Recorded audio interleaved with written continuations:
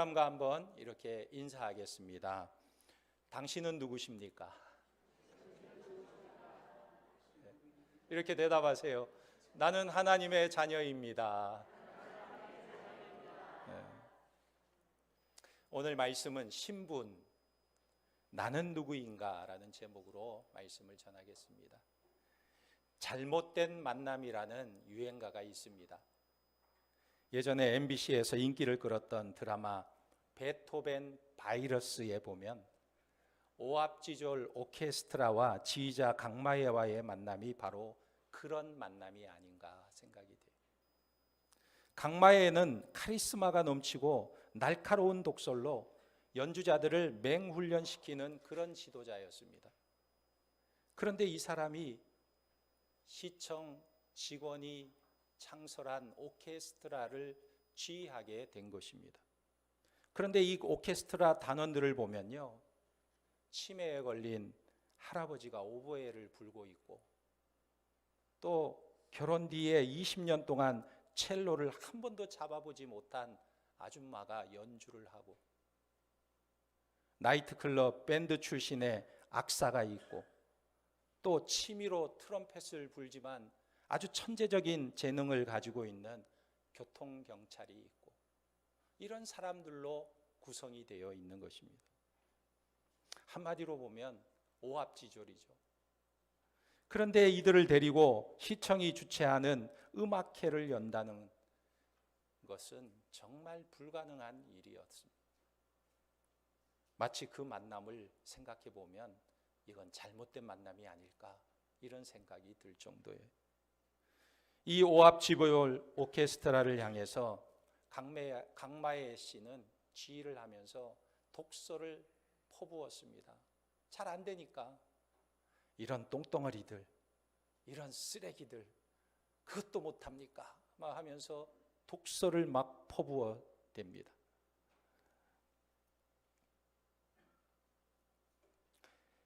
그러자 이 악장 룸이라는 사람이요, 아니 어떻게 지휘를 하면서 그렇게 독서를 퍼붓습니까? 이런 천재 여러 사람을 죽일 나쁜 사람입니다. 그러면서 지휘자에게 지휘를 그만하시라고 하면서 아마추어인 트럼펫을 부는 이 경찰관에게, 강건우에게 지휘를 맡기게 됩니다. 그런데 이 강마예가 우연히 강건우가 지휘하는 모습을 훔쳐보면서 충격을 받게 됩니다. 야, 저거구나. 어떻게 같은 지적을 해도 저렇게 부드럽게 힘을 실어주며 신명나게 대원들을 이끌어갈 수 있을까? 강건우가 지휘하는데요, 너무나 부드럽게 용기를 주면서 격려하면서 단원들을 이끌어가는 것을 본 거예요. 그런데 반대로 클래식을 하는 사람들은 전부 다 시건방져서 꼴보기 싫어서 정규음악 공부를 거부하고 자기 멋대로 트럼프를 불어대는 이 음악 천재 강건우는 이 강마예를 보면서 오히려 충격을 받게 됩니다. 강마예의 치밀하고 완성도 높은 지휘를 보면서 전율을 하게 됩니다. 그가 지휘하면 그 정교함이 마치 푸른 초원에 온 듯한 느낌을 받게 된 거예요. 그래서 자신이 얼마나 음악에 대해서 무지했던가를 점점 깨닫게 되는 것입니다. 그렇게 건우와 강마예는 서로를 만남으로 인해서 인격과 실력이 점점 성숙해 가고 있었던 것입니다. 그래서 이 드라마가 말하고 있는 것이 무엇이냐면, 사람은 잘못된 만남은 없고 만나는 사람들이 서로를 어떤 태도와 시선으로 바라보느냐에 따라 달라진다는 것을 전하고자 하는 거예요. 그런데 이것은 2000년 전에 예수님이 이 땅에 오셨을 때에도 동일한 모습이었습니다. 똑같이 예수님을 만났지만 어떤 사람은 예수님을 만나면서 삶이 완전히 변했어요. 인격이 변하고 성품이 변하고 존재의 의미가 달라져 버렸어요. 인생이 완전히 바뀌어 버렸어요. 그런데 어떤 사람은 예수님을 만나면서 오히려 멸시하고 분노하고 화를 내고 그를 십자가로 몰아가는 것입니다. 그 이유가 무엇일까요? 왜 그렇게 다를까? 그것은 예수님을 바라보는 핵심, 그 중심이 다르기 때문에 그런 것입니다. 어떤 사람은 그 중심, 핵심을 보는데 어떤 사람은 늘 예수님의 주변적인 것만 봐요. 핵심을 보는 사람과 핵심을 보지 못하는 사람의 차이가 바로 그런 모습으로 결과로 나타나고 있는 것입니다. 언젠가 TV에서 매가 사냥을 하는 모습을 다큐멘터리로 보여주었는데, 매의 등에다가 초소형 카메라를 달아놓고 이 매를 관찰하는데, 매가 높은 하늘에서 아래를 내려다보면서 낮게 날고 있는 새가 지나가자 쏜살같이 U자형을 그리면서 그 낮게 나는 새의 등을 탁 치고는 다시 올라가는 거예요. 그러자 이 날던 새가 막 푸득푸득거리면서 정신을 못 차리고 날개짓을 하는데, 다시 올라갔던 매가 두 번째에는요, 쏜살같이 내리꽂으면서 그 퍼덕이는 새를 향해서 내리꽂아 그 새를 낚아채고 올라가 버리는 거예요. 그 속도가 시속 350km라고 합니다. 그것을 본 해설자가 이렇게 말했어요. 이야, 마치 공대공 미사일처럼 직선으로 내려 찍는군요. 그렇게 말하는 거예요. 그래서 저는 그걸 보면서 이렇게 생각을 했습니다. 우리의 신앙도 핵심을 향해 직선으로 내려가야 되겠구나. 핵심을 향해 직선으로 내리꽂아야 되는구나. 여러분, 신앙생활을 할 때에도요, 핵심을 보는 것이 참 중요한 것입니다. 오늘 성경은 우리에게 무엇을 말씀하고 있습니까? 성도들이 자기 신분에 대해서 확고해야 한다는 것을 강조하고 있다는 거예요. 왜냐하면 우리의 신분의식이 확고해야만 그리스도인다운 삶을 살 수 있기 때문에 말씀하고 있는 것입니다. 그러므로 우리 성도들이 직선으로 똑바로 들어가야 할 신앙의 핵심은 바로 신분의식이라는 거예요. 내가 어떤 자인가? 내가 누구인가? 나는 도대체 누구인가? 그래서 오늘 본문은 성도인 우리가 항상 가슴에 품고 살아야 하는 신분의식이 무엇인지를 세 가지로 이야기하고 있습니다. 1절, 2절 말씀에 보면 너희는 너희 하나님 여호와의 자녀이니 죽은 자를 위하여 자기 몸을 베지 말며 눈썹 사이 이마 위에 털을 밀지 말라. 너는 내 하나님 여호와의 성민이라.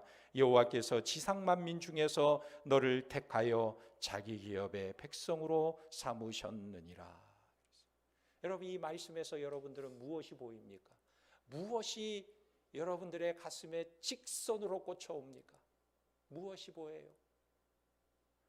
오늘 본문에서 계속해서 말하는 것이 뭐냐면 너희는 뭐뭇이다, 너희는 뭐뭇이다, 너희는 뭐뭇이다, 이걸 말하고 있는 거예요. 너는 하나님의 자녀다, 너는 하나님의 성민이다, 너는 지상 만민 중에 택한 자기 기업의 백성이다. 이것을 말씀하고 있는 거예요. 이것이 우리 눈에 들어와야 하는 것입니다. 그러니까 죽은 자를 위해서 어떻게 하라는 말씀보다 너희는 하나님의 자녀다, 이것이 우리 눈에 확 들어와야 하는 거예요.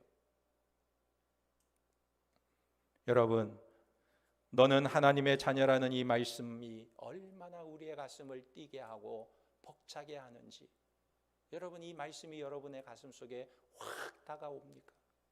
하나님의 자녀라는 것이 정말 내 마음 속에 다가오고 있습니까? 제가 20대에 일본 여행을 가서 처음으로 막노동을 했어요. 한국에서도 노동을 해보지 못했는데 일본 가서 일하니까 얼마나 힘들겠어요.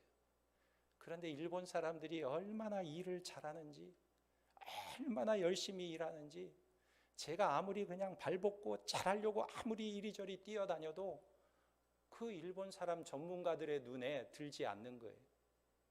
그러니까 사장이 막 뭐라고 해요.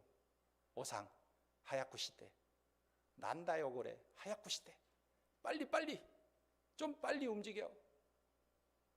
그러면서 느리다고, 일을 빨리 처리 못한다고 느리다고 욕을 하는 거예요. 에이 빠가야로 그러면서, 에이 고노야로 그러면서, 하얗고. 제가 처음 일하는 곳에서 일본 사람에게 그렇게 욕은 기가 막히게 알아들어요. 욕을 들으니까 얼마나 속이 상한지. 일이 끝나고 숙소로 돌아와서 하나님 앞에 엎드려 기도했어요. 하나님, 제가 하나님의 백성인데, 하나님의 자녀인데 이 일본 땅까지 와서 일본 사람에게 이렇게 욕을 먹어서 되겠습니까? 저들에게 복음이라도 전하려면 칭찬을 들어야 할 텐데 제가 이렇게 욕을 먹어서 되겠습니까? 그렇게 하나님 앞에 기도하면서 일 좀 잘하게 해달라고 하나님 앞에 기도했어요. 그러면서 열심히 일을 했는데 어느 순간부터요, 제가 일을 잘하게 되더라고요. 그래서 일본 사람들이 칭찬을 해주더라고요. 너 일 잘하니까 내가 이거는 전문 기술인데 고래와 프로페셔널 데스 그러면서 일을 가르쳐 주는 거예요. 기술을 가르쳐 주는 거예요. 나중에 일을 마치고 일본을 떠날 때에 사장이 저에게 이렇게 말했어요. 오상, 너는 언제든지 일본 오면 내가 일자리 줄게. 언제든지 와. 언제든지 오라고. 그래서 제가 대학교 3학년 때 방학 때마다 친구들 데리고 가고 겨울방학, 여름방학, 겨울방학, 여름방학 4번이나 친구들을 데리고 거기 가서 일하고 10일 동안 일해서 돈 벌고 5일 동안 여행하고 돌아오고 그렇게 했던 기억이 있어요. 여러분, 우리가 하나님의 자녀라는 것이 얼마나 나를 당당하게 하고 나의 자존감을 세워주는지 몰라요. 내가 하나님의 자녀라는 이 신분의식이 얼마나 중요한지. 한 번은 터키에 단기 선교를 갔는데 그곳이 얼마나 종교성이 가득한지 어디에나 마을이 있으면요 반드시 모스크가 세워져요. 이슬람 예배 초소가 있는데 매일 5번씩 시간만 되면 확성기로 큰 기도 소리가 울려 퍼집니다. 어떤 때는 너무나 피곤한데 새벽 4시에 확성기를 틀어놓고 막 기도 소리를 내요. 그래서 어떤 사람이 그 소리를 들으면서 이렇게 말해요. 저거는 이 앓는 소리다. 이빨 아플 때 내는 신음소리와 같다. 그 소리가요 하루 5번씩 끊임없이 울려 퍼지는 거예요. 그래서 터키 사람에게 물어봤어요. 아니 저게 도대체 무슨 뜻이냐. 그러니까 터키 사람들도 잘 모르겠대요. 못 알아듣는 거예요. 근데 사실은 저들이 스피커를 통해서 내는 소리는 이런 의미라고 합니다. 알라만이 유일한 신이라, 알라를 경배하라, 이런 의미의 기도 소리라는 것입니다. 그런데 어떤 한국 선교사 중에 한 사람이요, 자기는 그 소리를 들을 때마다 영적으로 눌린다는 이야기를 했어요. 계속해서 반복해서 그 소리를 하루에 5번씩 들으니까 영적으로 눌리더라는 거예요. 근데 이런 말은 선교사님만 하는 게 아니라 한국 사람들도 그래요. 한국 성도들도 어떤 때에는 영적으로 좀 눌리는 것 같습니다. 이런 말을 할 때가 있어요. 왜 그런 말을 할까? 이런 분들의 공통점을 보면 그 신앙이요, 말씀 중심이기보다는 자기의 느낌을 의지하면서 그 느낌이 어떤 영적인 것이라고 생각한다는 거예요. 그래서 느낌이 충만해지는 것 같은 그런 분위기와 환경을 잃어버리면 신앙이 그냥 흔들리게 된다는 거예요. 아무도 믿는 사람이 없는 곳에서 복음을 전하면서 핍박을 당하고 어려움을 당해도 담대함을 잃지 않았던 바울은 늘 힘들고 어려운 상황 속에서 말씀을 붙들고 그 말씀 가운데 확신을 가지고 소망을 가지고 복음을 전했던 것을 우리는 기억합니다. 아니, 매를 맞고 감옥에 갇히고 착고를 차고 있음에도 불구하고 그곳에서 찬송을 부름으로 하나님의 놀라운 구원의 역사가 일어나는 것을 날마다 경험하는 것을 보게 돼요. 그러니까 우리가 이 말씀을 붙드는 신앙이 없으면 눌리게 되는 거예요. 내 느낌만 의지하고 자기의 감정만 의지하면 흔들리게 되는 것입니다. 그러므로 신앙은 나의 느낌이 어떠하든지 나의 체험이 어떤 것이든지 그런 것과 아무 상관없이 오직 말씀을 의지해서 자기 자신을 바라보는 것입니다. 무엇입니까? 하나님께서 말씀하고 계세요. 나는 하나님 여호와의 자녀다. 너는 하나님 여호와의 자녀다. 이것을 우리에게 말씀하고 있는 것입니다. 그럼 어느 정도까지 내가 하나님의 자녀인가? 어느 정도까지 내가 기업의 백성인가? 1절 하반절에 보면 죽은 자를 위하여 자기 몸을 베지 말며 눈썹 사이 이마 위에 토를 밀지 말라 그랬어요. 이 말씀은 미신행위와 연관이 있어요. 우리는 적어도 미신행위에 매달려 사는 그런 잡류가 아니라는 거예요. 너희는 하나님의 자녀다. 그러니까 이런 행위에 휩쓸려 살지 말라고 말하고 있는 것입니다. 우리가 정말 하나님의 자녀됨의 복을 안다면, 우리가 정말 성민이고 소귤라의 은혜를 안다면 죽은 자를 애도하고 슬퍼하는 것조차 뛰어넘는 삶을 살아야 한다고 말하고 있는 거예요. 적어도 우리가 누구냐? 사람이 죽어서 슬픈데도 그 슬픔, 그 죽음의 슬픔보다 더 큰 은혜와 사랑을 경험하는 자이고 영원한 축복을 약속받은 그분의 자녀이고 성민이고 보배로운 하나님의 기업의 백성이라는 사실을 잊지 말라는 것입니다. 여러분들은 그런 축복을 누리고 계십니까? 여러분들은 하나님의 보배로운 자녀입니까? 성경을 보면요, 수많은 말씀이 있는 것처럼 보이지만 이 말씀은 의외로 단순합니다. 왜냐하면 많은 말씀이 사실은 한 가지를 중심으로 돌아가고 있는 거예요. 무엇을 말합니까? 그 한 가지 중심의 메시지가 뭐냐면 너는 하나님의 자녀다. 너는 하나님이 선택한 하나님의 보배로운 백성이다. 이것을 계속해서 말씀하고 있다는 거예요. 제가 TV에서 어느 보육원의 보모 이야기를 본 적이 있습니다. 그런데 이 프로그램 중간에 어떤 23살쯤 된 여자분이 들어왔는데 자기가 20살, 20살에 결혼을 했는데 남편이 너무나 폭력적이어서 견디다 못해 이혼을 하게 되었다고 합니다.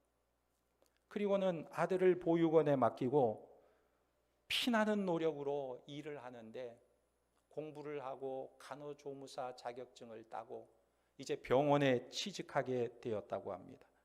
그리고 이 돈을 월급을 받으면 모으고 모아서 드디어 살 집을 계약하고 그 집을 마련하게 된 것입니다. 그래서 이 여자분이 그 살 집을 계약하고 마련한 다음에 이렇게 말하는 것을 들었어요. 이야, 이 집이 내 아들과 함께 살 집이구나. 그런 생각만 해도 이 여자분은 너무나 행복하고 너무나 기뻐하는 거예요. 그리고 이 아이를 이제 유치원에 보내려고 유치원에 계약을 하고 오는데 그렇게 행복하다고 하는 거예요. 너무너무 행복하다는 거예요. 바로 이것입니다.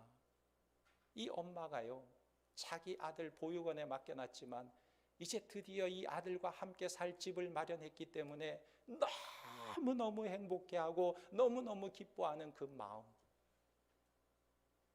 하나님이 저와 여러분을 너희는 하나님 여호와의 자녀들이다 이렇게 말씀하실 때 하나님께서 그냥 무심하게 말씀하시는 것이 아니라 이 아기 엄마가 이야, 이제 우리 아이와 함께 살 집을 마련했구나, 이 집이 우리 아이와 함께 살 집이라고 기뻐하며 말하는 그 마음으로 우리 하나님께서 우리에게 말씀하고 있는 것입니다.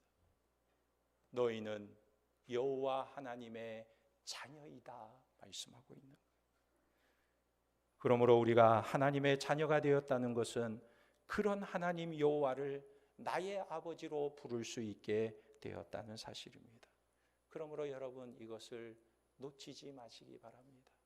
이 놀라운 하나님의 사랑을 놓치고 세상이 바라보는 눈으로 나를 바라보지 마시기 바랍니다.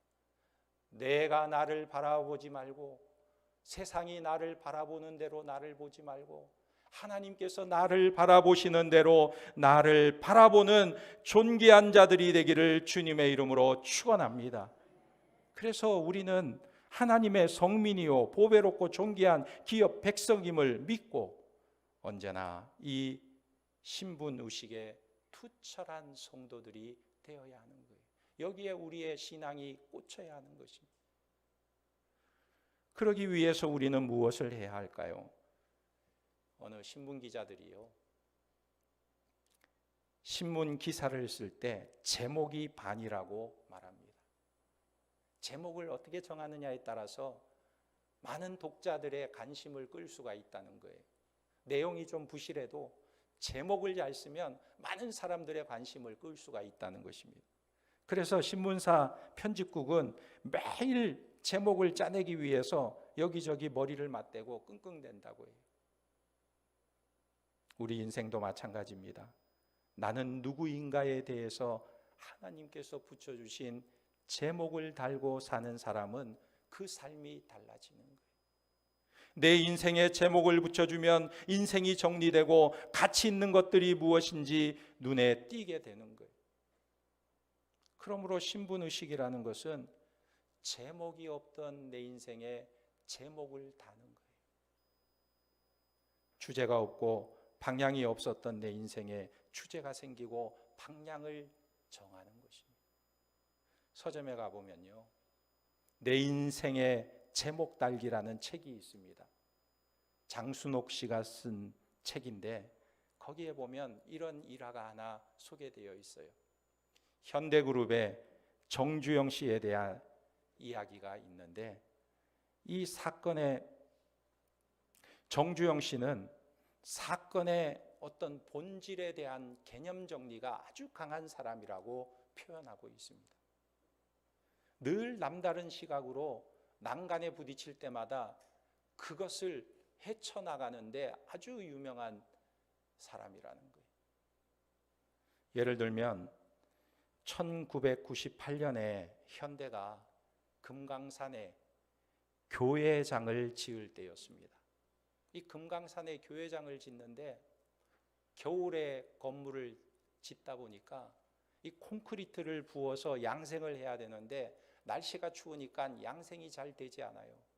양생이 되지 않으면 건물을 계속 올려갈 수가 없고 완공할 수가 없는 것입니다. 그래서 현대 기술자들이 총동원되어서 어떻게 하면 이 겨울에 건축을 완공할 수 있을까 연구를 하고 연구를 했지만 방법을 찾을 길이 없어요. 그래서 할 수 없이 내년 봄 좀 날씨가 따뜻해져야 이게 완공이 되겠다, 이렇게 결론을 내리고 정주영 회장에게 보고를 했다고 합니다. 추운 겨울 날씨 때문에 이 콘크리트를 빨리 굳게 할 방법이 없습니다, 이렇게 보고를 했더니 정주영 씨가 그 보고를 듣고는 불같이 화를 내더래요.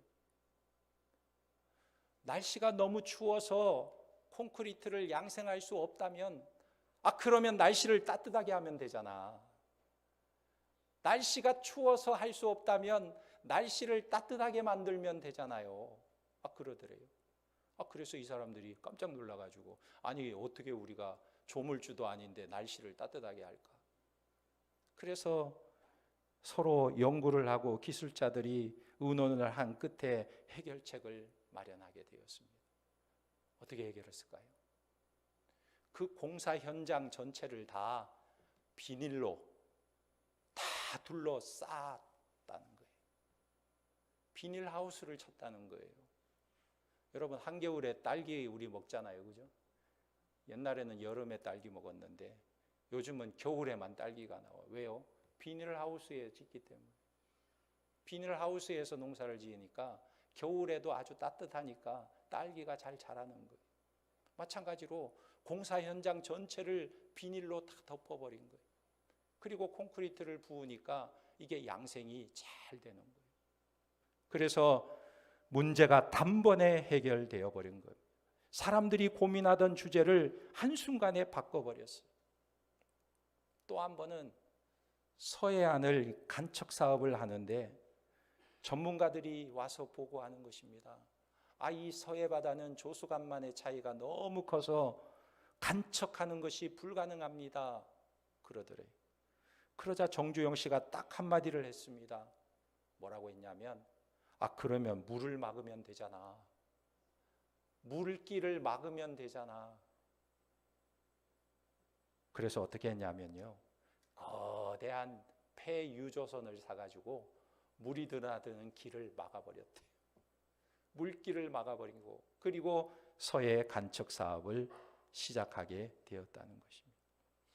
이 장순옥 씨가 기자 출신인데 이렇게 말하는 것입니다. 작가란 글을 쓰는 사람인가 생각하는 사람인가? 당연히 많은 사람들이 작가는 글 쓰는 사람이라고 하는데 본인은 생각하는 사람이라고 말하는 거예요. 글 쓰는 사람이라고 자기를 정의할 때는 어떻게 하면 더 나은 문장을 만들 수 있을까? 어떻게 하면 더 고급스러운 단어를 사용할 수 있을까? 여기에만 집중을 하게 되더라는 거예요. 그런데 글 쓰는 사람이라고 자기를 정의하기보다는 생각하는 사람이라고 정의를 한 다음부터 자기의 모습이 달라지더라는 거예요. 내가 글을 어떻게 쓸 것이냐, 내가 무슨 글을 쓰느냐, 여기에 더 초점을 맞추게 되더라는 거예요. 자기를 생각하는 사람이 아니라고 자기가 생각하는 사람이라고 정의하고 나니까 자기가 일하는 시간이 글 쓸 때만 일하는 것이 아니라 24시간 늘 생각하게 되고 어떤 글을 써야 되고 무엇을 써야 될 것인지에 대해서 늘 생각을 하고 늘 고민을 하다 보니까 자기의 일하는 시간이 24시간으로 늘어나더라는 거예요. 놀 때에도 생각하고 일할 때에도 생각하고 쉴 때에도 생각하고 심지어는 잠잘 때에도 생각을 하게 되더라는 거예요.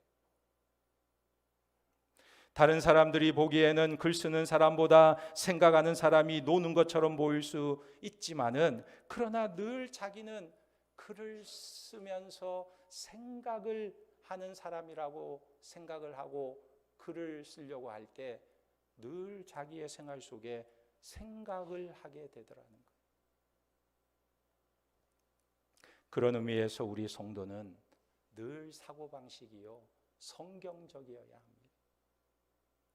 성경적인 세계관을 가지고 그에 따라서 살아가는 사람들이 바로 그리스도인이라는 거예요. 그 핵심이 성도들이 자기 인생을 어떻게 볼 것이냐 하는 것이 핵심인 것입니다. 그것만 확실하면 어두운 공간에 전등 하나를 켜놓은 것 같이 그동안에 캄캄했던 모든 것이 눈에 확실하게 드러나게 되는 것입니다. 그리고 그 명확함은 내 마음 안에 길을 밝히고 다른 사람들에게 빛을 비추는 삶이 되는 것입니다. 제가 전에 출애굽기 28장을 묵상하면서 보니까 그 본문에 대제사장의 옷이 기록되어 있었습니다. 대제사장의 옷을 이렇게 기록해 놓은 것을 읽을 때 좀 지루했어요. 첫 번째는 보니까 거룩한 옷이어야 한다는 것을 이야기하고 있고 그 다음에 이 대제사장의 옷이 어떻게 꾸며지는지에 대해서 설명하고 있는 것입니다. 그런데 이 대제사장의 옷에 걸치는 에봇이라는 것이 있는데 이 에봇은 앞판과 뒷판이 서로 떨어져 있어요. 그래서 앞에도 붙이고 등에도 붙여야 되는데 이걸 어떻게 붙이냐면 이 견대 위에 호마노 보석으로 연결하라고 기록되어 있습니다. 그런데 이 호마노 보석에는 12지파의 이름을 새기라고 기록하고 있어요. 근데 한 개의 보석에 6지파, 또 한 개의 보석에 6지파 이렇게 새겨서 에봇을 앞판과 뒷판을 연결하는 호마노 보석으로 연결해서 그것을 입고 대제사장의 옷을 완성하게 되는 것입니다. 그런데 이 말씀을 얼핏 보기에는 아무 의미가 없어 보이는 말씀이지만 잘 생각해 보면 아주 놀라운 말씀이었어요. 대제사장이 이 옷을 입고 무엇을 하겠습니까? 이 대제사장의 옷, 에봇을 입고 이 대제사장이 무엇을 할까요? 바로 하나님 앞에 들어가게 된다는 거예요. 그 옷을 입고 하나님 앞에 나아간다는 것입니다. 그러면 그때 누가 함께 나아가는 것이냐?